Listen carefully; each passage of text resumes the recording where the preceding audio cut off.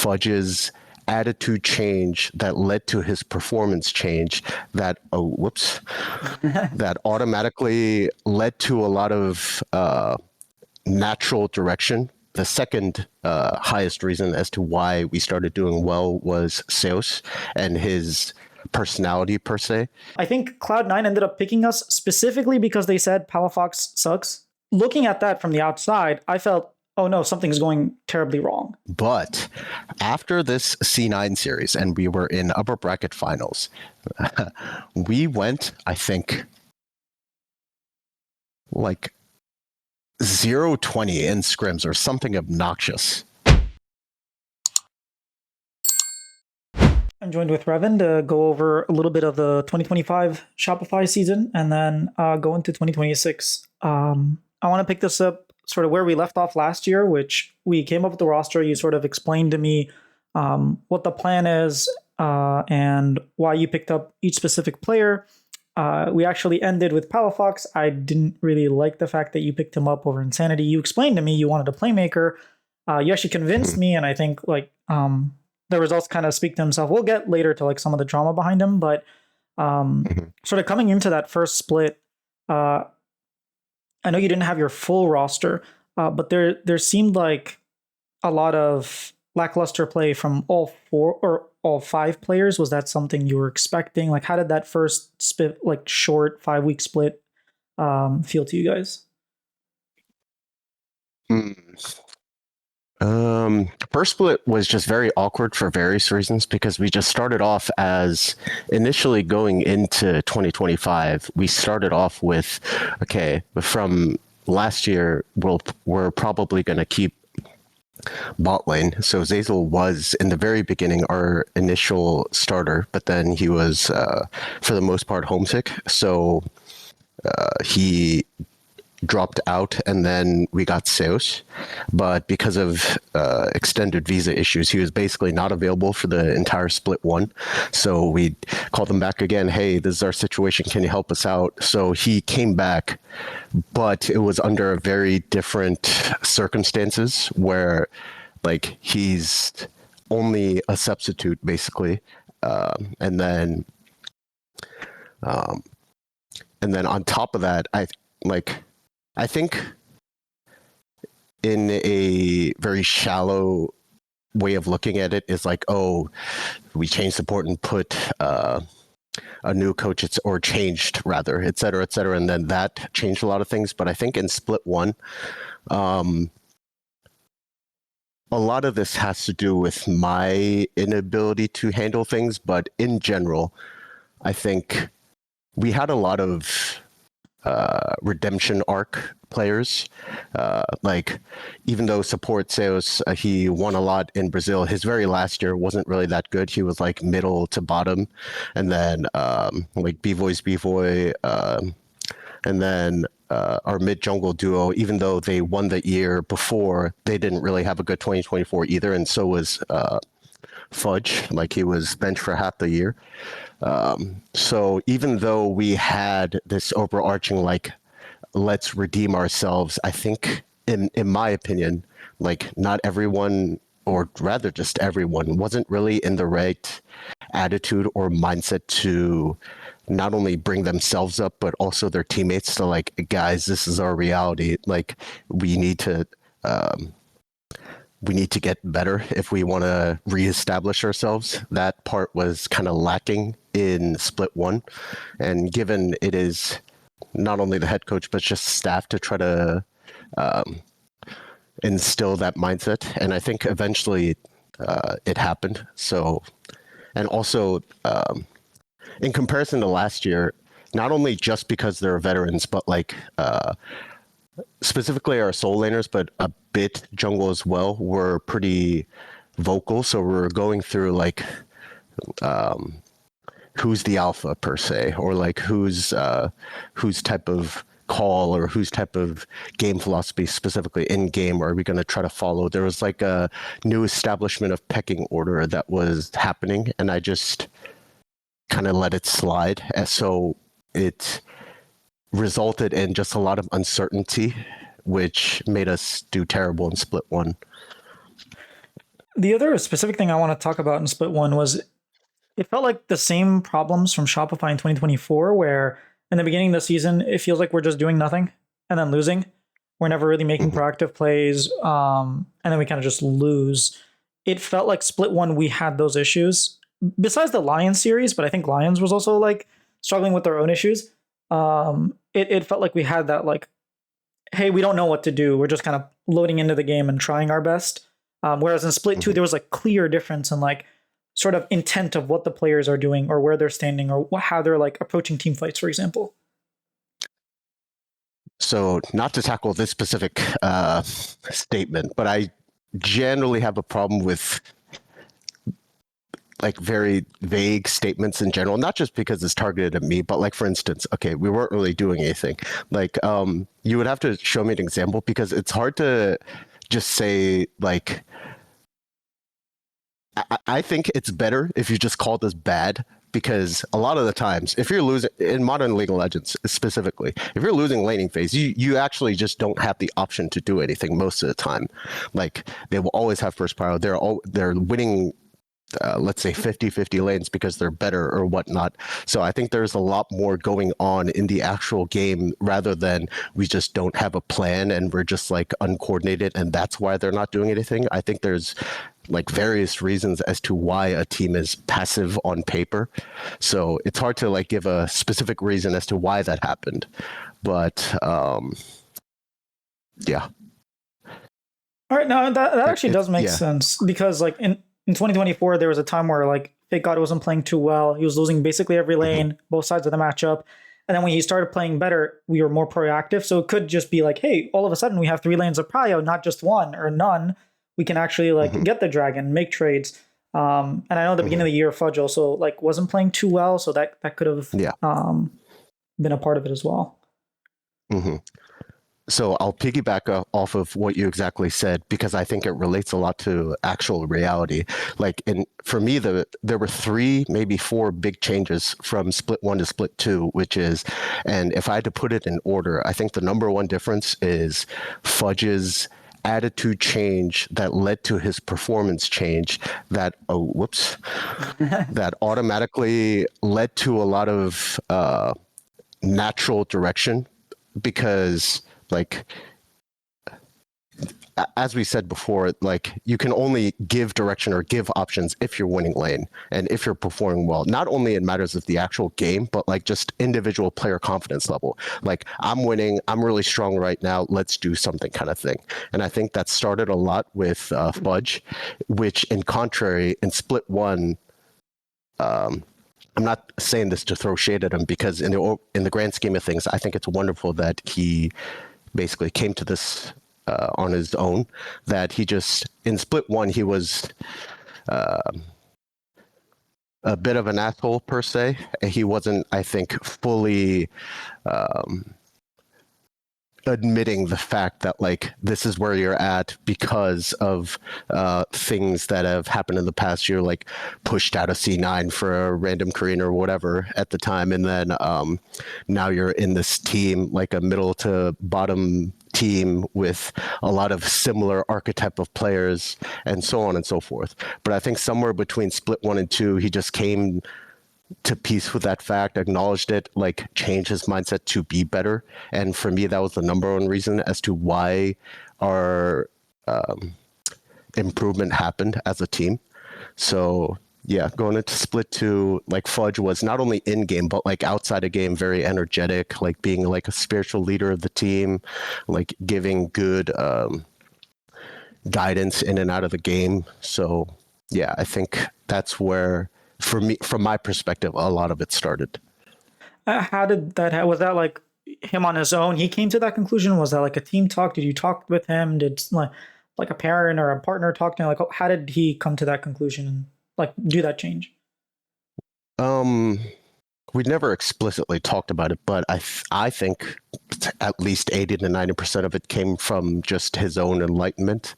Maybe some like talks with his either teammates or staff helped in that regard, but I think he just came to peace on his own and wanted to break out of the slump that he was in per se, and then he just got better as a human and then as a player. The other thing, I know you said there are like multiple things that caused improvement. One thing I noticed that caused Shopify improvement was when Split 2 started, Seiyus was obviously there, but at first Mm-hmm. he felt really mechanically crisp, but Mm-hmm. he almost was like, I even mentioned this to him, I was like, you kind of felt like you were lost around the map, like you weren't sure where you needed to be or when you needed to do things. You were a little bit like 2 steps behind every single time, it felt. And him like slowly catching up to speed felt it gave you guys a lot more options. You stopped bleeding as much around the map, and it just felt like you guys were more coordinated. It was that. How did you guys see that internally? Um, I said this when we got eliminated, that I think for me, the second highest reason as to why we started doing well was Seos and his personality per se, because there were a lot of like the, let's just call it bitchiness from Split 1, with like people just like not being accountable for themselves or whatnot. And he just, for lack of better words, just took it up the ass very well. He's like a very quiet and like peaceful person, and he knows like not to let just random stuff get into his head or whatnot. So I think in various times in Split 2 and 3, like maybe because when he's playing against like good teams and good players such as like Teal with Core and like Fly with Vulcan, maybe Fly with Busio, sorry, that he would seem that way, like a little lost or whatnot. I think he kind of self-admitted that, because in Brazil he was like pretty much by far, if not at least bare minimum, top 2 support in that region for a very long time. But then now there's like good supports here. So I think he was just kind of finding his footing, not only in the league, but also within the team, because he's not a very like vocal leader-esque person. He's like a very, okay, this is like the hole that seems to need to be filled, I will take care of that. He's like a very matching type of guy. So I think his overall attitude around that sort of helped us, just like the guys that want to lead just do and lead, and if there's like stuff that needs to be cleaned up, he was like a cleanup type of guy. So yeah, I think that helped us function in the way that we did.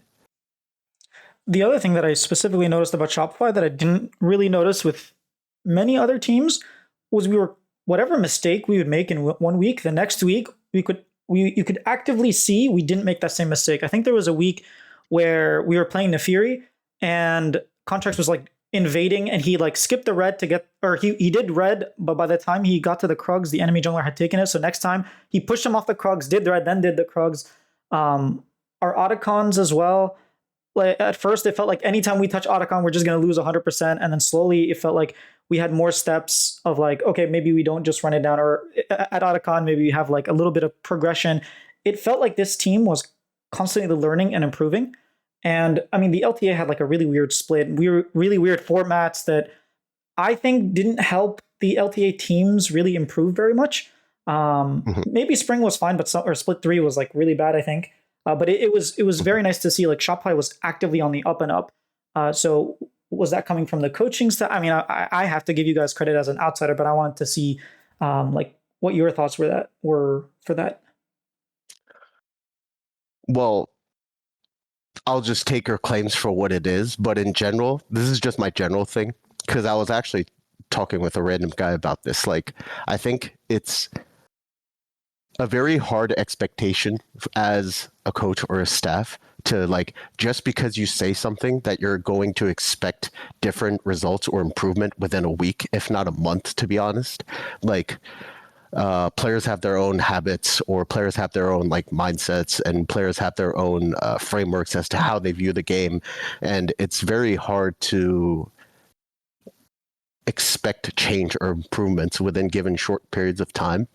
So if you saw difference or improvements in us, I mean, I'll take it for what it is. Maybe it helped, but I think it's a very big claim to say, oh, because we as a team and we as a staff touched on this topic So that's why we got better. Even though that is indeed what we're doing in everyday practice, like it's hard to just say we worked on it, so we got better. I don't know if that actually answers your question or not, but it's just like a thing that I have in my mind. Like for instance, Otacon. Like people like Otacon. Let's just see if I'm not trolling here. It's been out for what, a year and a half, maybe. A year. I mean, it's this year, right? Otacon started this year. Well, I think they changed the Otacon from, or was it this year? Yeah, Thornbound was split too. Yeah. Yeah, it's just like this new game-breaking objective, basically, because it's an objective that gives you permanent stats that is really strong, that is spawned in a place that no player is used to. So like you need to develop your own thing. And then now at this point, after like a full year, people have some idea as to how to do it. But it's like hard to do it because players are just not used to it. Like whenever co-streamers or viewers watch, like, why are they throwing at Otacon? They're not throwing. They're just trying to do what they're not used to yet. It's like, yeah, I'm going on a tangent here, but it's just like, yeah, we try our best, I guess. I don't know how to finish it. I think it feels like what you're saying is, yes, we worked on these things together as a team, but I don't know that you can specifically pinpoint, oh, the coaching staff did a great job because they learned to do A, B, and C over a specific period of time. It's like more holistic. Yeah. Thank you. I'll take that. All right. So I guess then going into the split or going into any year really, what is your like? You're the head coach, right? You brought in Damonte, which we'll touch on in a little bit. But you see these players; they all have experience. They all have been to finals or worlds, championships, etc. Besides Bvoy, but he also has a lot of experience, right? What do you sort of bring to the table if we're going to say, hey, it's all up to like, or the players kind of just have to get used to it, or not saying that, you're not doing anything. It's just maybe shedding a little bit more light on what a coaching staff brings to a group of veterans. Yeah. So in comparison to last year, because we had somewhat rookies in, I guess, Tomio and a little bit of Fake God, I would say. But even if not, like, none of those players are like as experienced as the players that we have now, with the exception of like Zazel.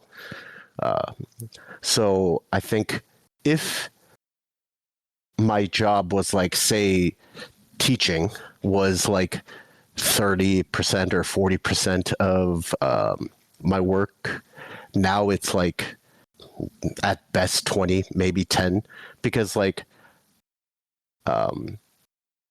because a lot of these guys know how to play the game, and I think it's just, I think mainly on any given day, especially with this group, there's two things. One is like just learning things new, which is like Otacon, new champs, like grub changes, like because the game constantly changes, there's stuff that we actually need to just straight up learn. And then like, how do we learn this? Like, are we having productive conversations around it? And then the second is like, even though each and every player has their own way of viewing the game, we all need to come to an agreed upon conclusion as to how we want to play the game and what we actually know. So I think stacking that agreed upon knowledge within our new group is probably my main job on any given day. All right. So it sounds like instead of like developing on the individual pieces of knowledge, you're just kind of connecting the dots because they already have that knowledge. Yeah, because like, not just because they're veterans and just because they won doesn't necessarily mean that their view on said aspect of the game is the same. If anything, it's like a lot different a lot of the times for whatever reason. So just like whenever that instance occurs where two different teammates that have been champions on two different rosters have differing opinions on said situation, just talk through it, give my own 2 cents, have a agreed upon conclusion, and then just stack that and stack that and stack that. Could you give like an example of something like that happening? You don't have to say specific names if you don't want to, but just like to give a general perspective of what's going on. It doesn't exactly relate to this, but the immediate thing, because I was thinking about this when I was coming to do this interview, that like, for instance, me and Juan Contracts had a very basically differing view as to how to get better as a team. I think we're pretty aligned on it now. We talk very frequently in and outside of the game and in and outside of work. Like, I remember in Split 1, we were talking about like Baron was up in like 40 seconds or 30 seconds or something, and we had a Vi comp, and they had complete no vision in the we were blue side, the enemy team was red side, and I thought the most normal thing to do is just play around their vision. You don't need to walk out. They have to come in to get Baron vision anyways. Just stay here, and then we'll pick them off whenever they try to walk into any type of brush, which I think is very standard and very normal. But he was saying that because in the process of them trying to retake every bush, they were like, certain members of the enemy team were isolated in some spot, and he wanted to go.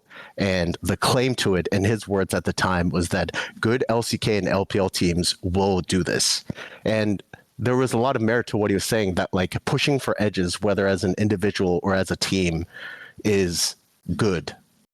But I thought that my retort to that was, okay, we're losing more than half our scrims. We're probably projected, if not in reality, 5th or 6th place in LCS. We can't be pushing for micro edges when we could just take the free win when we can. And that was like a 20-minute argument. And at the time, he was like, we didn't really come to a conclusion because both of us were just angry. Actually, no, the conclusion was that at the time, all right, I just fucking give up. My retort to that was like, I think if I see the situation 100 times over, I'm probably going to go for this 101st time again. And like, he basically said that as his ending statement, that I, as an immature, bad head coach, was like, all right, shit, then I just fucking give up. All right, you want to go for it again? You go for it again, and we'll probably something like this will happen, which is like, that's what happened at the time. But it's just stuff like that, just like how do you want to progress as a team, whether in micros or macros, or like stuff like that is what you build towards on an everyday thing. This was more of like a philosophical thing, but there will be game instances that relate to that. Yeah, no, that makes sense. I actually want to touch on one last thing here before I get to Damonte. You mentioned like contracts referring to like good LCK or LPL teams. Hey, they do this, I want to do this as well. How often, or is it part of your job or the player's job to like watch like a Gen G or AL or a T1 and say, hey, look, this is how they're prepping, their side lanes or their barons, or this is like a specific thing that they do. Can we learn that? Can we implement that? Is it your job, the players? Do you do it often? Do you not? I think each and every team has a different system for it. Like, on our team, there's like a channel where you can post clips, and even if there's not a channel, people are like always looking at different VODs of like whatever good team that played yesterday, and like, oh shit, look at this, and then they can just have a conversation about something that they watch. So it's not like we carve out time to like, oh, on 7 p.m. on Wednesday we're gonna watch like LCK LPL VODs. It's more of like a day-to-day, every day type of thing, where like people just watch games naturally, and then because they're excited about their new enlightenment, they're like willing to share with the team, etc. All right, that makes sense. Then you bring in Damonte. He leaves FlyQuest halfway through the year, and he joins Shopify. And he's talked a lot about like wanting this new challenge, and you've said like he's the bright light that sort of changed your environment completely. I guess what was like, because I think the first thing that Damonte said he did was he gave the players a break. He felt like if they didn't take a break when he first came in between splits, it was going to be like a disaster. As a head coach, someone else comes in and they're like, oh, my first thing I want to do is give them a break. How do you respond to that? Doesn't that feel like, shouldn't we be working on things? well, regardless of my title or whatever, I just like whenever if anyone says something that's plausible, I'm down for it as long as they have reasonings to back up what they're proposing.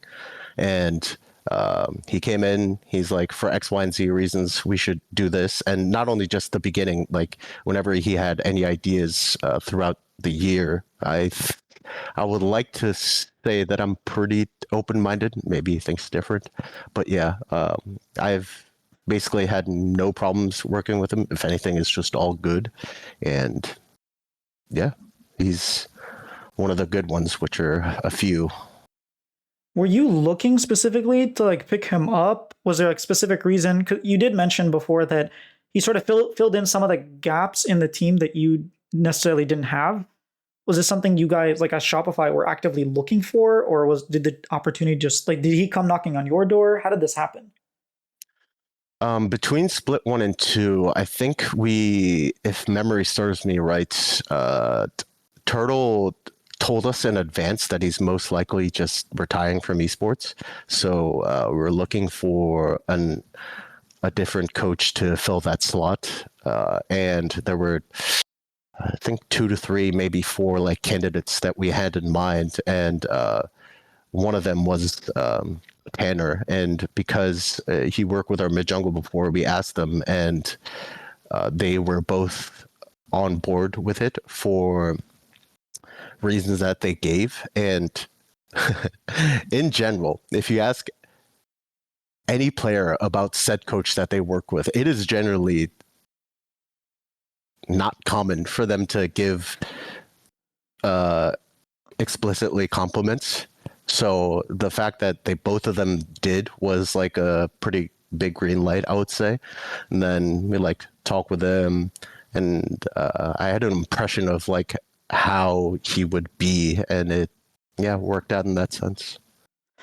All right, and then this split is sort of when people started taking Shopify a little bit more seriously. But if you look back at the split, it wasn't all too great. Like we started off in the first round robin as two and 5, right? We lost basically to everyone besides was it Dig and DSG, and then we ended up being in a group where we only really beat 100 Thieves, and that was enough to get us into second place. And we kind of got stomped by Team Liquid in the tiebreaker, or in like the third, fourth match. How was it? It did feel like the Shopify team was really close to like breaking into that top 4, but they just couldn't do it on stage. How did it seem from like the inside working in and feeling like, hey, we're close to like these teams, but we just can't get it done on stage? So this is the aspect that I remember very vividly. Both our support and coach, which is Seus and Tanner, that like our actual split 2 results leading up until playoffs were, as you said, not the greatest. Like we were losing a lot, and then I think we only made the upper bracket specifically because we took like games off of, I think it was Dig and Fly at the time. Yeah. Yeah. And then because of total amount of wins, we sneaked into top 2 or something. But even in the process of doing so, even before that actually happened, like when we were doing the debriefs after every stage game, like every comment made about was like, yeah, it sucks that we lost, but there were like these improvements, and like we feel good about our like performance on a day-to-day, week-to-week basis. And like it wasn't just people coping, it felt very genuine in that like process of like we're getting better type thing. And I think it was just like a good streak of like, yeah, we're here to improve, we're here to win, and like despite this loss, let's not let that stunt our growth per se. And then we just kept that going basically. All right, then you get into playoffs, you lose to FlyQuest, and then you get into like you beat 100 Thieves, you beat Team Liquid, you go into like basically the finals, right, in third place, and you sort of have a close game 1 and then kind of like lose, like the wheels sort of fall off games 2 and 3 against Cloud9. What can you tell me about the specific run of like playing Team Liquid, 100 Thieves, and then Cloud9? Um, well, Cloud9 specifically, whether in Split 2 or 3, I always kind of consider them the gatekeepers of NA League. That, in my view, they were not as good as Fly, even though a lot of people would disagree and stage results would show similar. I just thought Fly was a way more complete team that we had little to no chance of overcoming within either the split or the year. But yeah, within Split 2, going into the C9 series, I knew that with our level, it was probably going to be hard, which it was. But other teams, if memory serves me, I actually don't know what happened between us and TL. Was Umti playing in that series? No, he didn't. He didn't play at all. It was all UG. Yeah, if memory serves me right, I think like in the mini, was it like a tiebreaker? Like UG smurfed on us with like Viego or something. I feel like it was more Core JJ that just came in and like destroyed contracts in the jungle. That was like more Core than UG. UG, I feel like he didn't do anything. He had a good score line, you're right, but he was just like chilling. Yeah, there was that like Core JJ Poppy or something along those lines. I think but yeah, I think our overall impressions, maybe in relative relevance to scrims, was that we were pretty confident going into this playoffs, just because, as mentioned, that we had this like wave of like we're all getting better, we're pretty confident type thing, and that came into reality against TL and 100 going into that playoffs, I think. Also, like we also had these games where we were like in winning positions. I'm looking at it right now, where like game 2 against FlyQuest, this game was an Omega free win, and then we just like found the 1 in a million scenario to let that happen.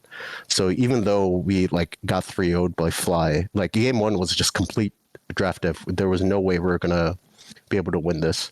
Game 2 was supposed to be a free win, and then we found like ways to lose. And then yeah, I think game 1 against 100 was like close, and then players started clutching it up, and then they just collapsed, and it felt similarly against TL2.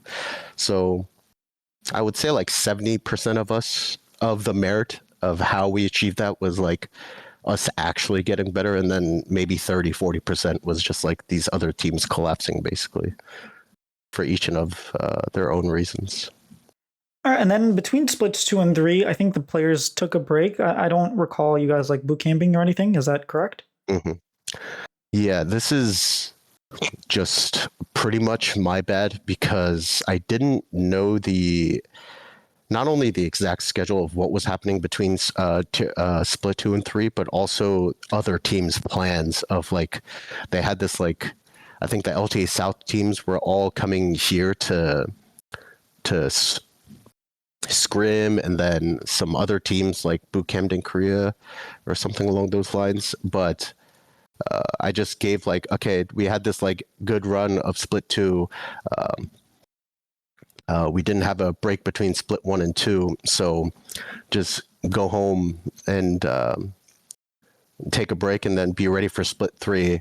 And then we didn't get to like practice for quite some time, which made us have to unrust going into split 3, which caused a lot of our rusty performances against pretty much bad teams. So yeah, that's how it happened. Okay, because I was under the impression that it was maybe Seiyus like wanted to go home for a little bit, or like he was homesick, or it was like when we talked last year, you were like, hey, we're looking for like a 2-year project. We signed everyone to 2 years. Like this isn't like a 1 year and we get rid of the roster. We're looking to be a little bit more consistent. So my assumption was like, hey, we want to make Worlds when Worlds is in North America. Mm-hmm. And we're going to like sort of maybe not go 100% right now. And then next year basically is going to be like the big push. Those were like my 2 guesses. And then turns out it was neither. So then going into split 3, I know you were saying you guys were really rusty because you didn't really practice. But then there was a lot of criticism towards Palafox. And this was like where it felt like even in those like games where we were winning, we won the game. It was really close against like not so great teams. I think Cloud9 ended up picking us specifically because they said Palafox sucks. Like Loki was like, oh, it's just like Shopify's good as a team, but their mid laner sucks. So I think we have a good shot against them, and they picked us, and obviously we beat them. But I talked to Palafox about this after the Cloud9 game, and he said, look, I brought up very specific arguments of like, your team's putting you on Annie, or like these matchups where like you're meant to lose, and just like lose in peace because we don't trust you, and just do your engage, flash in and die, and it doesn't matter. And he was like, no, of course not. Like a lot of times I'm calling for this, and he sort of like defended himself. But from your perspective, what was going on with the mid lane position? In what sense? That's a very overarching statement. Yeah, and like, was he underperforming? Was the like community sentiment maybe off? Like they didn't know what's happening behind the scenes? Because it felt like there was a clear drop off between split 2 and split 3. In some games, he would like do well. I think the Cloud9 series, he had a very good Cassiopeia game, if I recall correctly. But he was losing lane a lot harder in split 3 than split 2, for example. Let's see how to unwrap that. I'll start off with like, I don't remember every single instance, but I remember something that I remember vividly is in split 2, going into the C9 series in split 2. Like, we were winning. Let me just double check my facts here. Like, he was playing some stuff like, I think it was mostly the Annie, Ahri, etc. Yeah, actually no, he played some Ori too. Yeah, he played Ahri. Let me see. He played like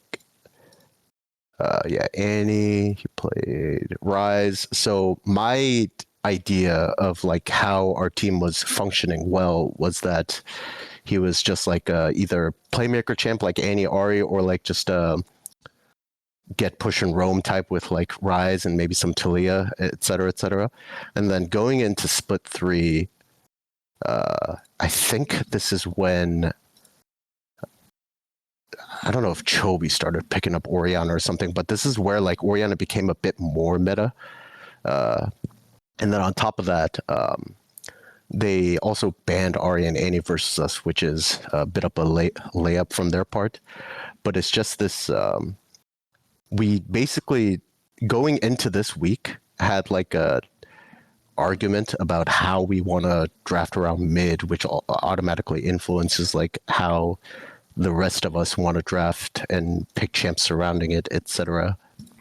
And there was random discourse about how we wanted to progress as either an individual or as a team. So for me, that stands out the most. I actually don't personally care about his like performance, not only just him, but like anyone. I don't really give people shit for just playing bad or like laning bad or whatever, because like some games you'll smurf and some games you'll just not play the greatest. Like, it happens for whatever reason. Maybe you ate McDonald's the day before and you had a stomach ache that made you play bad in lane, whatever may have you. But it's just like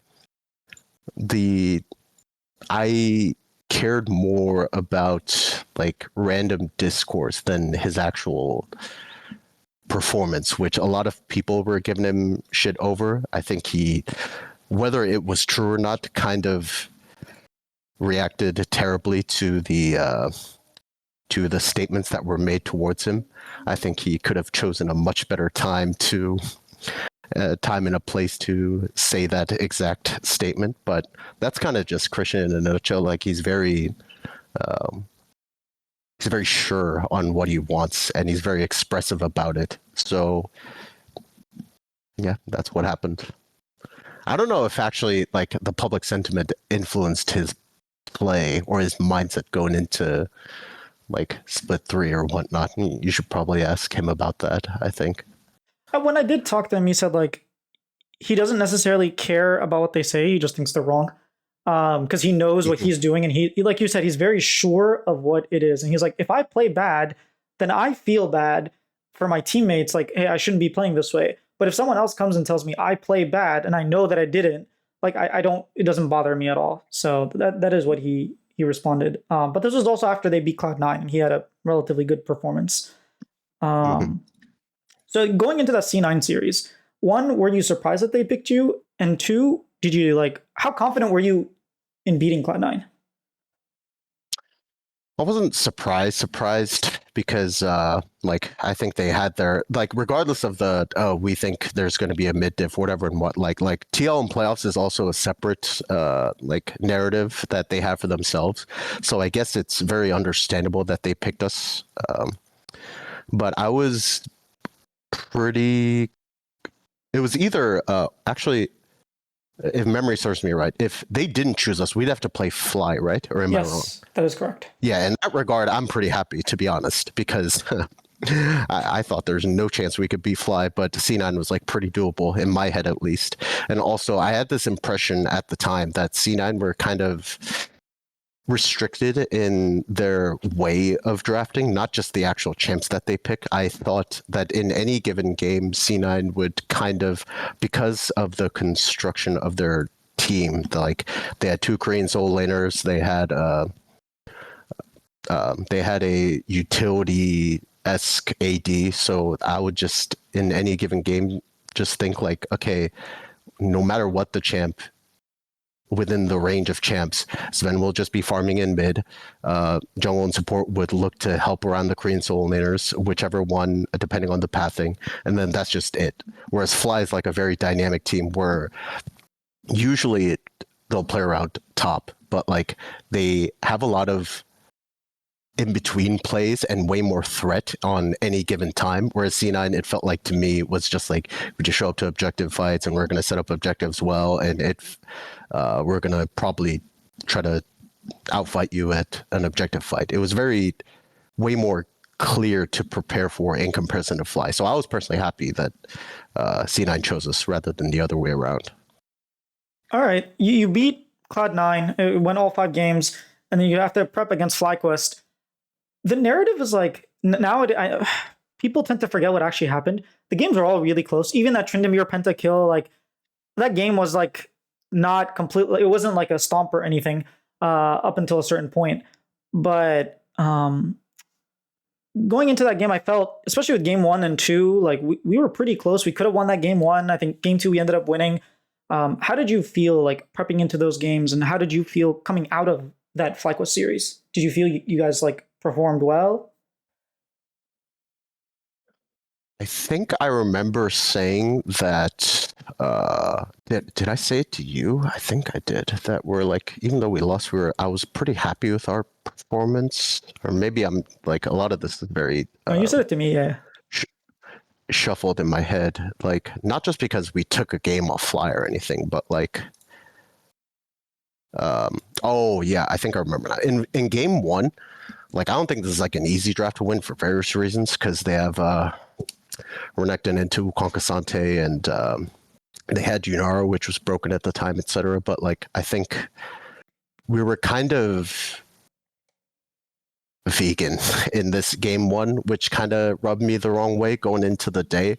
But beyond that, okay, we won game 2. Oh, we took a game off Fly, by far the best team in NA, and then game 3, I just as a overarching game 3, I don't care about games that are either just blown wide open for whatever random reason, or when the reason of the loss is very clear.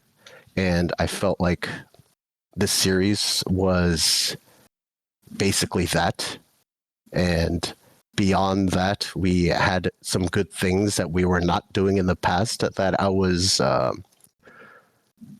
taking away. So yeah, I was pretty happy with how the series went down. Obviously, sucks to lose, but that's kind of what you mentioned. I think specifically I asked you about game 1 and why it seemed like we were scared game 1, and then it was a very different team games 2, 3, and 4. And you mentioned how yeah, game 1, there's a lot of right now you're saying vegan, but back then you said we were just very indecisive. We weren't sure when to gauge until a certain point where it was their comp kind of outscaled ours, or they had better positions. But yeah, going out of that game, I was also pretty happy. I felt okay, we're pretty much a lock in for Worlds. We're probably going to make it to the finals. I'm looking looking very happy. And then we end up playing 100 Thieves and getting 3-0'd. Mhm. The games were relatively close, but 100 Thieves just kept out team fighting us. It felt like we didn't. Our team fighting, I felt, was pretty bad, and I almost felt like games 1 and 2 at least we lost to ourselves rather than 100 Thieves beating us. But what do you remember of the games, and how did you feel going out from those games? What I actually remember about this series, and this relates to in the because Vulcan made a joke about this in their series too. They somehow got let me just double check. Let me see. One moment.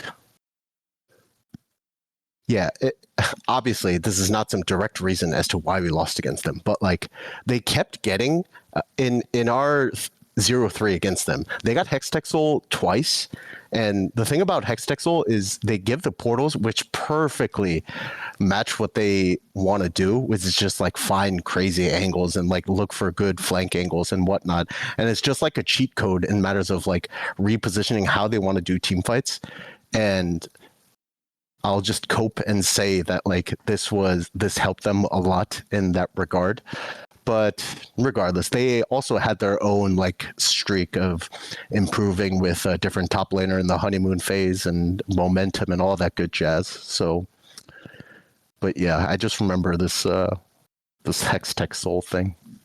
All right. Another thing I want to touch upon is Lucian as a champion. Bvoy said he doesn't really like to play him, but like we always win when we play him, so we keep playing him. I mean, Bvoy is a really good Lucian, but what is it about this champion that whenever it feels like whenever our backs are against the wall, whenever we need to win, we just pull that out? I just always have it in my head that the champ is just pretty good. Not because it's a, let's see, in comparison to the past when people could go like Gale Force and then some people go RFC, etc. Like I think it actually does a lot of damage if you go the ER IE build.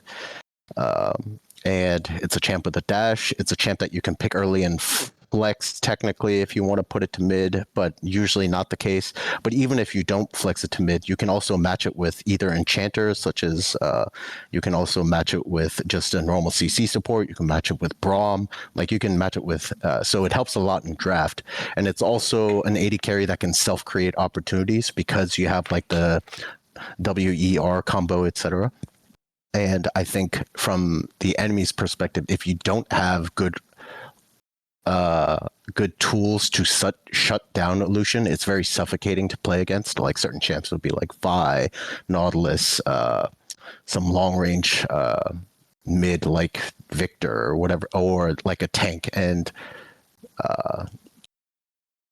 yeah, I think whenever our backs were against the wall, and it felt like to me that Bvoy was playing relatively well. It was just like pick it early and see what happens and adapt in matters of like draft.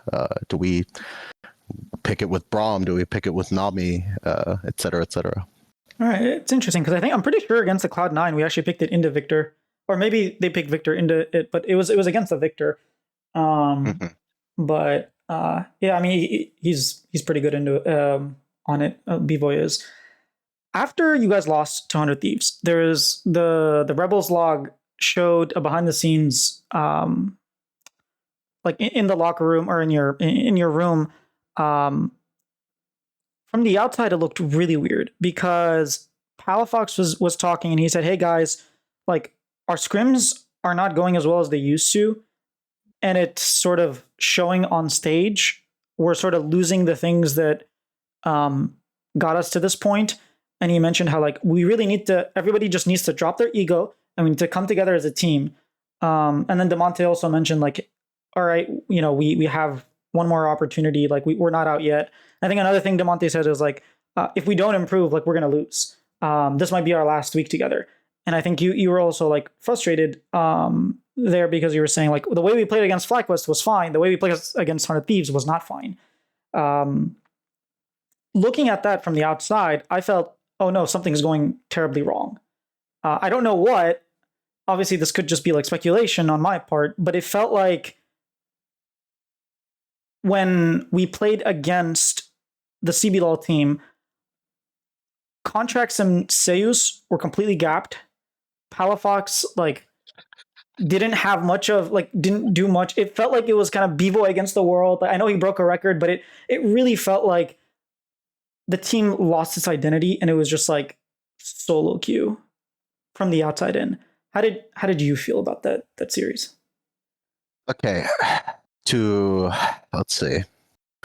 You said this was when this vlog? It was after the 100 series? Yes, after the 100 series. Okay, so at this point it was a little bit too late for set changes per se, because if memory serves me right, after the C9 series and we were in winner's bracket, I can't actually prove it, but I think we all got ego and oh yeah, we're now the second best team in NA, guys, and like all that useless shit. And then we didn't take practice seriously. To be honest, our entire year scrim win rate, I'm pretty sure, because we had our little data page, was hovering around 42 and 45%, no matter what the time, whether in isolation or throughout the entire year, our scrim win rate was somewhere between 42 and 45. But after this C9 series and we were in upper bracket finals, we went, I think, 0-20 in scrims or something obnoxious. And obviously it's not because we're purely playing shit or we just got worse over 2 days or something like that. And my biggest mistake looking into this year was handling that time well.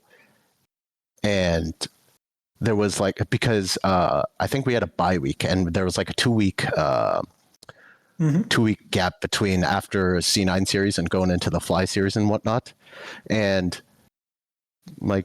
not only was it in my head, I think it was whispered amongst members on the team that yeah guys, this is a classic because we got ego and because we have this bye week that the first days or the first week of scrims is going to be garbage.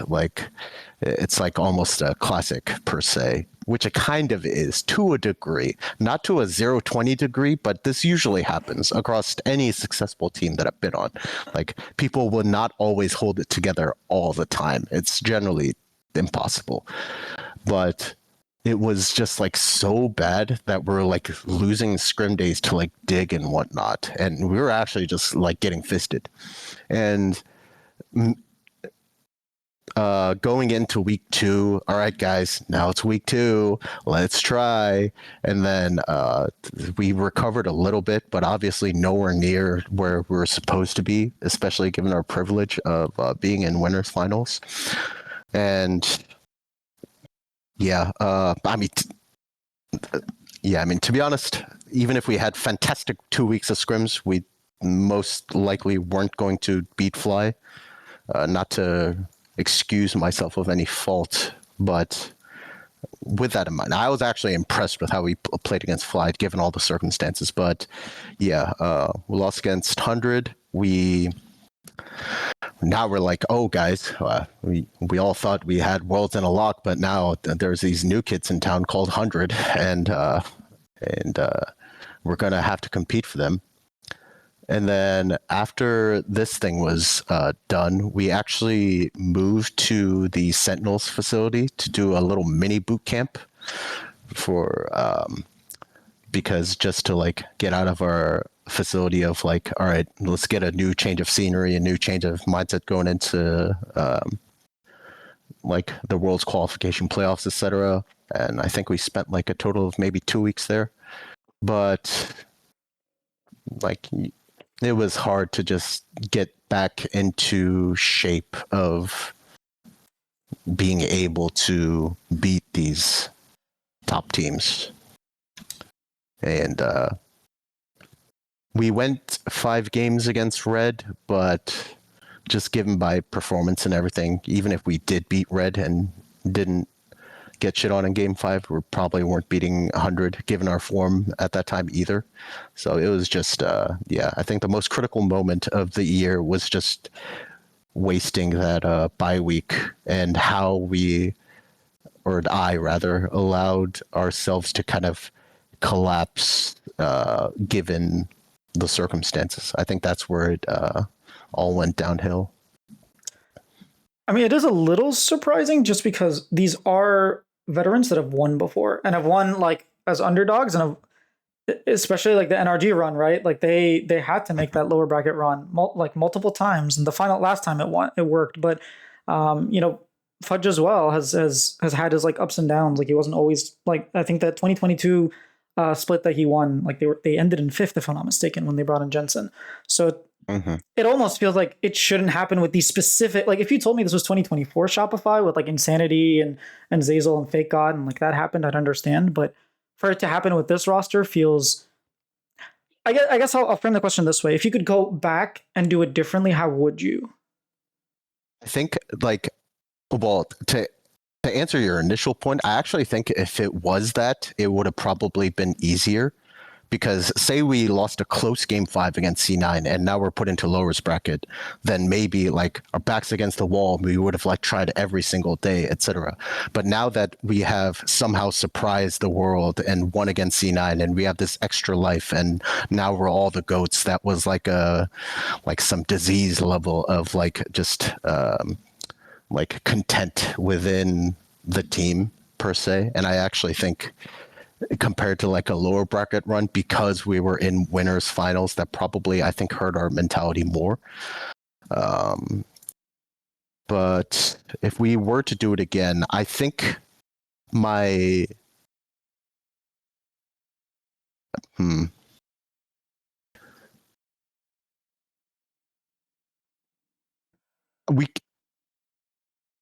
it's hard to get into too much, but I think there were a lot of band-aids through that were put on during the year or during the split for various reasons, which happens to every team, but also our team specifically. I think it would have been much better, and we could have used that bye week to just completely rip it open and just like actually use that time to like have some like intervention level like breakout, rather than pretending like everything's fine just because of the position that we were in. And like that like that dog drinking coffee in the fire like room, that was essentially what we were in reality, but it just didn't really hit us just because of the position that we're in. And I think just facing those things more head on and like making people and also myself to actually see the fire rather than like just sipping coffee would have been a much better route, I would say. Firstly, I want to say thank you so much to Reven for actually like sitting down with me 2 years in a row, like, and just talking to me about the team, what happened, giving me a look behind the scenes and being very open and honest. I wouldn't necessarily be able to ask everybody the same questions that I can ask him, just because I know that like he will do his best to answer any question that I have. So if I ask him about Palafox, he'll answer. If I ask him like what the hell is going on, dude, going 0-20, that's just crazy. I can't believe they. I mean, they did. I was gonna say I can't believe they didn't completely mental boom, but they did. That's just insanity. But yeah, I'm glad I was able to get a little bit. I mean, this is selfish because I'm a fan, right? But I'm glad I was able to get more insight and answer some of the questions of like what happened between split 1 and 2, and what happened between split 2 and 3. Why didn't you boot camp? Because that was something I had in my mind. I was like, okay, we're really close. Like we could actually beat Cloud9. We could make it to World. Shouldn't we be boot camping? And then we do. And I'm like, okay, well, maybe Seus wants to go home. Maybe like we're not going to make the big push now because we're preparing for like the real goal is to make Worlds when it's at NA. And he was just like, oh, oops, it was just my bad. And taking responsibility, that's another thing that I really like about Revan, is that he's very accountable, and I think that shows when he makes a mistake, he takes the accountability for that mistake, and then in the future he tries to make sure that he doesn't make that mistake. I feel like if you just blame everything else, then it's never your mistake, and you never really like improve from that. If that makes sense. Um, but yeah, super cool. This is part one. Part two will come out later, but part two we'll talk more about 2026. We'll talk about the signings, we'll talk about the players, we'll talk about why they did what they did, we'll talk about certain players that they may have pursued over the off season, what the strategy was, and like what their goal, what is Shopify going into 2026, what is the team trying to do. So all that good stuff. There's some really cool stuff that I'm probably going to also post on Twitter and whatnot. But I'm still in shock. 0 and 20 in scrims. Like, how much ego do you have, man?